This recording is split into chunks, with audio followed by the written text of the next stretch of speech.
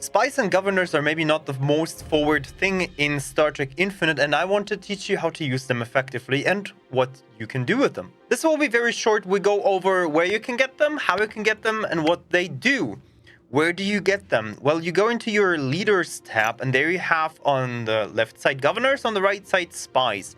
If you're playing the campaign, that will open up later. So Spies will open up later for you. How do you get those Spies and Governors? Maybe you are trying to build one of those ships in your shipyard and you're like, there is no spy ship or there is no governor ship, even if you see them in your list in the civilian ships. Well, governors and spies do come with their own ship. And if you are getting one of those, let's go with governors, you will see that governors also cost alloys and influence. Alloys, they are costing because they come with their own ship. So if I take one of those governors and I recruit them, you will see in your list that you will now have a new governor ship. And that governor ship can then be assigned with tasks. Same, by the way, for the spies. Spies is the same thing. And if you grab a spy, that spy ship will appear in the list and then you can give it spy orders. Let's start with spies, because spies do have really cool things you can do, not only in other worlds, but also in your own world. We are here, for example, around Romulus, and what you can do is take your spy ship, right-click on another planet from another faction, and then you can do such things like propaganda, stealing blueprints, getting energy, and a smear campaign. Thing is, you can either destabilize the planet where you want to get your spies on. You can either steal their technology by stealing blueprint. You can gain energy, so get their resources. And you can do a smear campaign that will change the influence of that faction to you. Those percentages that you see from a spy ship, those are the percentages that the job that the spy ship will do will be successful. So whenever you start one of those things, when you start a propaganda, this will start a job for the spy ship that will take some time. There you go, the spy ship entered the orbit and is now starting a job, a spy mission. And that spy mission does have the success chance of 40% at the end.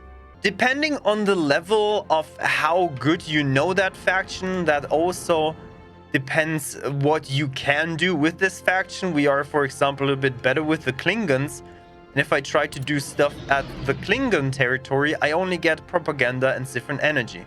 I cannot steal blueprints from them, or I cannot do a smear campaign, just because my relation with this faction is just better than with the Romulans in this case. So depending on the relation that you have with another faction, that decides on what your spies can do. But your spies can also do things on your own planet, which is really nice. We take, for example, Earth. We take our spies, and then you can do counter-propaganda, which then converts undecided pops to your principle. In this case, to the principle of the United Federation of Planets. And that makes those people loyal. So there you go, spy ships you can either use on other factions or on your own factions. Governor ships, on the other hand, are only usable for your own faction, but therefore they can do more things. Like, for example, here on Earth, you can improve the worker production depending on the level of your governor. That raises like a lot, and then you can like get forward to a planet that already produces a lot and then give it this last bump of production. You can improve the worker or the specialist production in that case. The next thing is you can increase the local stability, especially useful for planets that are maybe not that stable, like for example in this case Andoria. The stability is not that high. I can send in a governorship and immediately raise the stability. Next thing you can do is emergency package. That way you can reduce the crime, increase the amenities, and also lead to a more stable planet. So governorships help you with especially unstable planets, maybe in an unstable region, or you have like a newly colonized planet or a newly assimilated planet into your faction, then that can help to stabilize.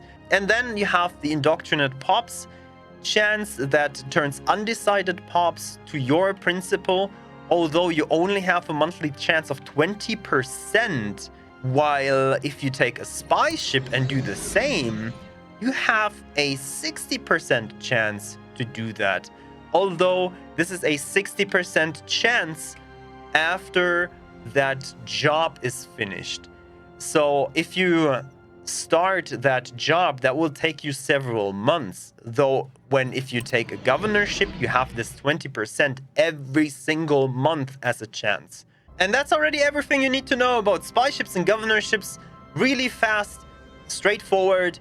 Hope that helped you and that you can make your empire or your federation or whatever you are playing better over time now. Thank you so much for listening and have a great time in Star Trek Infinite.